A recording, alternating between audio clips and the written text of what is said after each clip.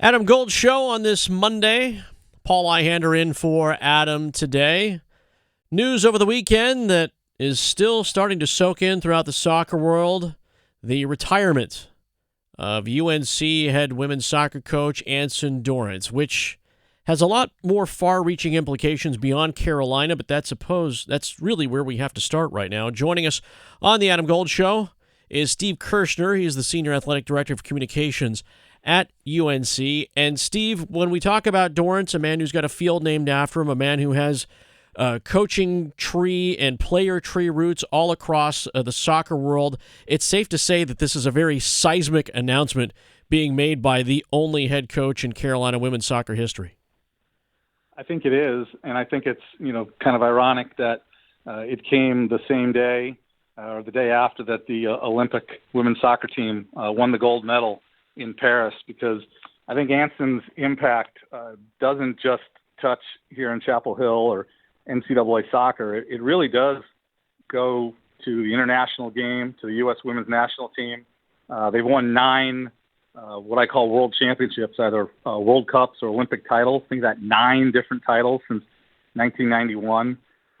And the growth, I don't think it's hyperbole to say that what Anson and the UNC women's soccer team and then the U.S. women's national team, the impact I think that on all of women's sports, whether it's the WNBA or the LPGA or the NWSL Soccer League, I think, part of that can directly be traced to Anson and building up the national team in the early 90s and Mia Hamm and Christine Lilly and the 99 game in the World Cup in China against China. So I'm close to it. I worked with Anson directly for 7 years as the soccer SID when I first came to UNC, and I've watched his program, from working in the athletic department, although not with his team. And I just, the numbers are staggering, but I really think looking back and seeing the impact that he's had globally, it really isn't exaggeration to say a lot of it does trace back to Anson in soccer. Steve Kirschner, Senior Associate Athletic Director for Communications, joined us on the Adam Gold Show. And Steve, I'm glad you brought up how directly you worked with Anson Dorrance as his SID, because I have a story of when I interacted with him when I was doing public address announcing for the NCAA women's soccer tournament, and I had to go up to him and, Steve, as you know, working at SID, get the pronunciations of his players.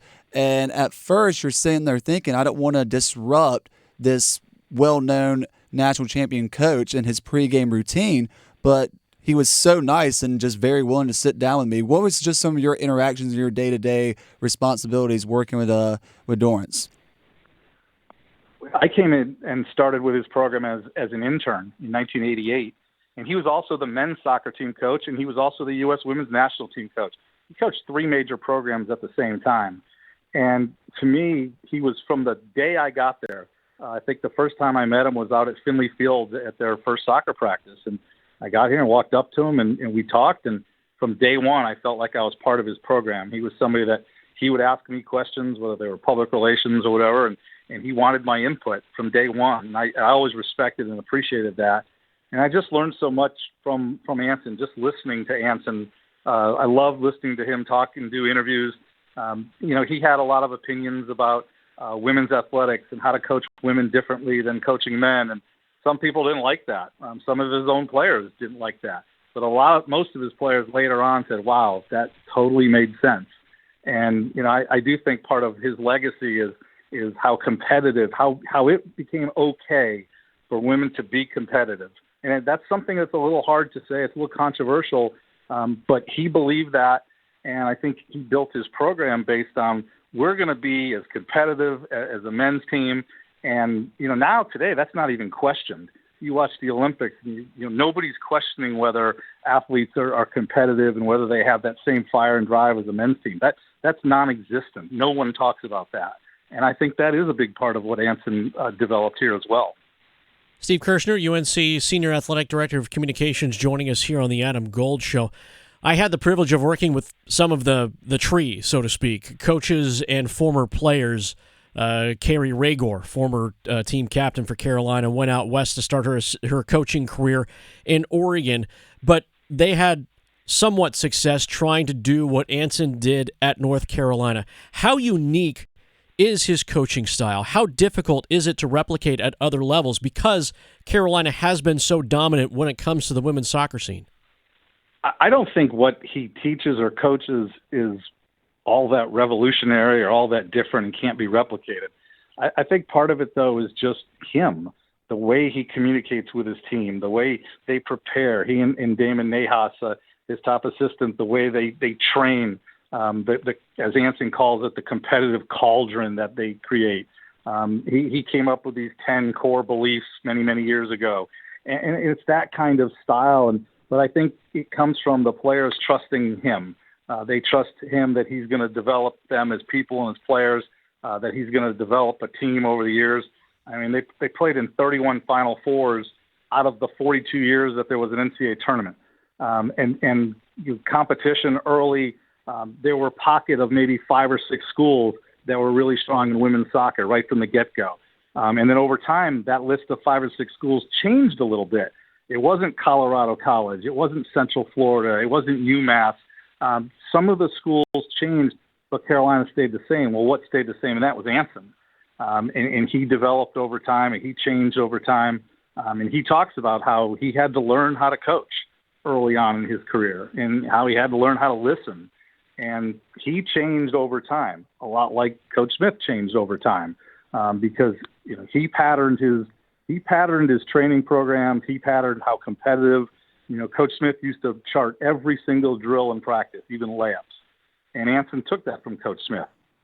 So the idea, just like now, of retiring right before the season, Anson talked about how at the end of last year, we had 6 or 7 transfers that left the program. Well, he had to kind of replenish the roster. So he was really invigorated about doing that.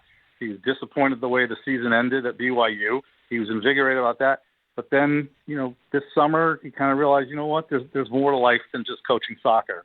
And as training camp went along, he just said, I don't have the energy necessary to commit to these kids 100% like they deserve.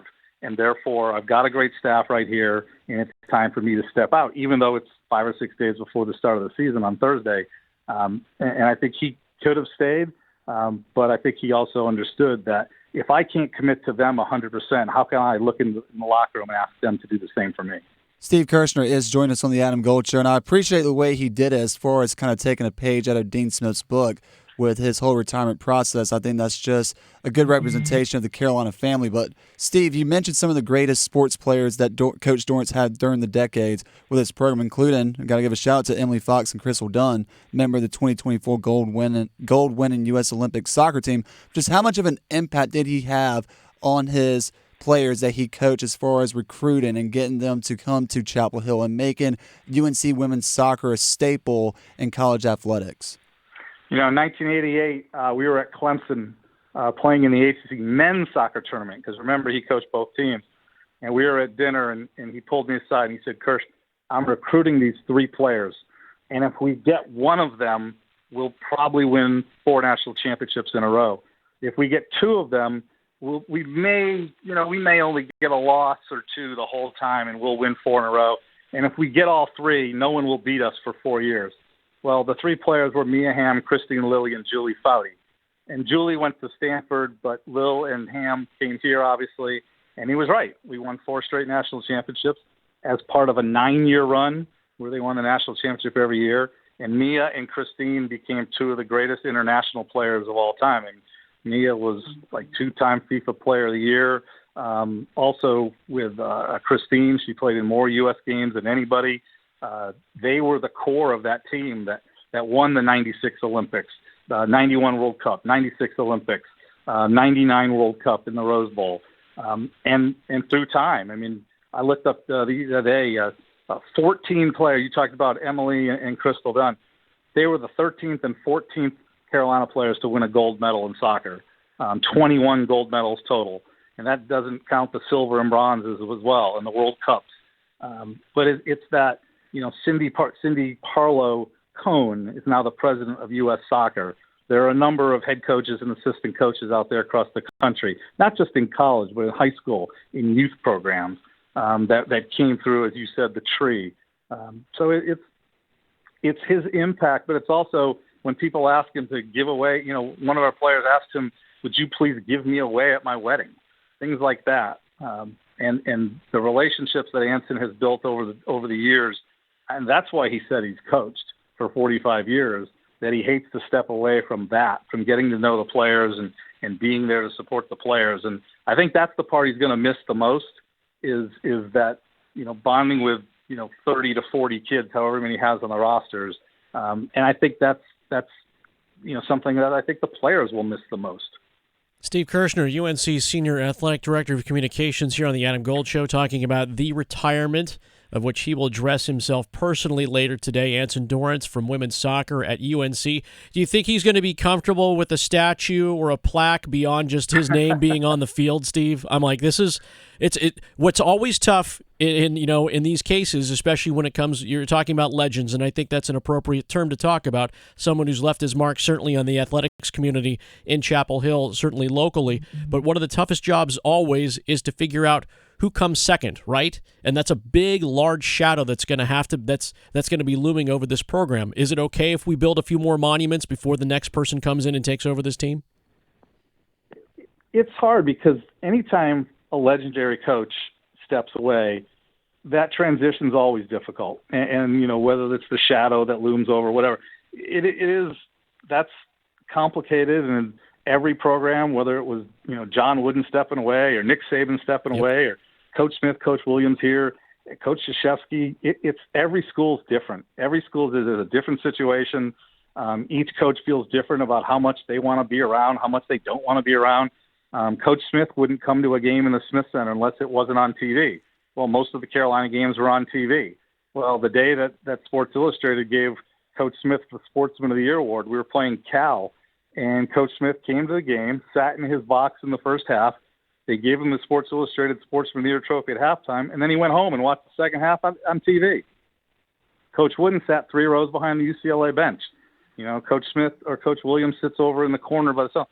Everybody does it a little bit different. There isn't a formula that works everywhere. Steve Kirschner joined us on the Adam Gold Show. Steve, just one more personal question for you and your relationship with Coach Dorrance. When you think of some of the great staples of UNC coaches, obviously Roy Williams, whether it's the shoes, Hubert Davis trying to bring back the jackets on the sideline right now for basketball, and then Coach Dorrance with his ball cap, tie, and button down. As someone who spent 7 years and 168 games as his SID, when did he start to model his unique look on the sidelines so you could spot him at any women's soccer game? Well, that was after I left, because when I was doing soccer through 95, he just wore a polo and khakis or something like that. And, the sunglasses and the hat and the jackets and all that kind of developed. When you coach someplace for 45 years, you got to mix it up a little bit. So, I think he changed over the years. If you see photos of him from the early 80s till now, you'll definitely see a different style from the sideline. But what you didn't see any difference in the level of play.